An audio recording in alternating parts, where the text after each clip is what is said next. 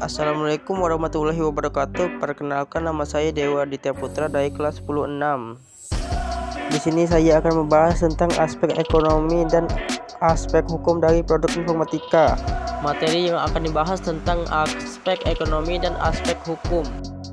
Aspek ekonomi. Dalam aspek ekonomi, produk informatika mengalami perkembangan yang signifikan mulai dari penemuan pertama komputer. Seiring waktu berjalan, nyatanya teknologi yang memanfaatkan ilmu informatika juga kian bertambah. Selain komputer, kita juga bisa melihat contoh aspek ekonomi produk informatika dari smartphone. Bukan hanya sekedar untuk komunikasi, perkembangannya jauh melampaui itu. Sekarang komputer sudah banyak varian dengan spesifikasi tertentu yang dibuat demi menyamankan konsumen. Berkat perkembangan tersebut, sekarang kita dapat menggunakan HP untuk bermain game, memperoleh informasi, membaca berita, buku, komik, hingga untuk saran transaksi.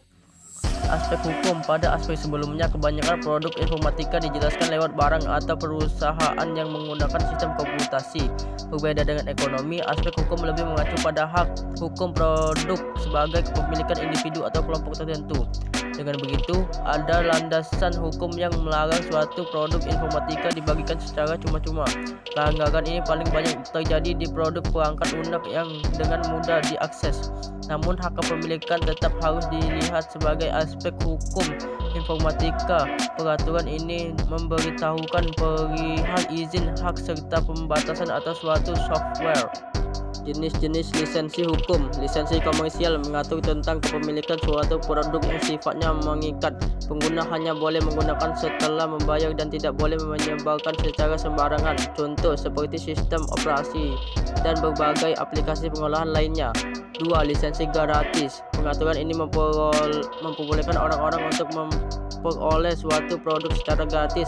Akan tetapi tetap ada beberapa kebijakan lain yang harus dipegang teguh pengguna. Contoh pengaturannya adalah tidak membagikan ke orang lain. Jika ingin memperolehnya harus lewat sumber pertama.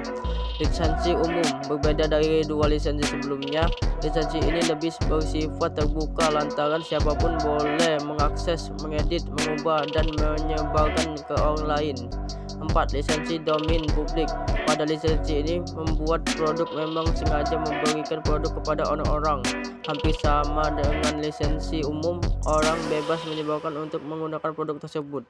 Terima kasih sudah mendengarkan penjelasan dari saya. Saya akhiri. Wassalamualaikum warahmatullahi wabarakatuh.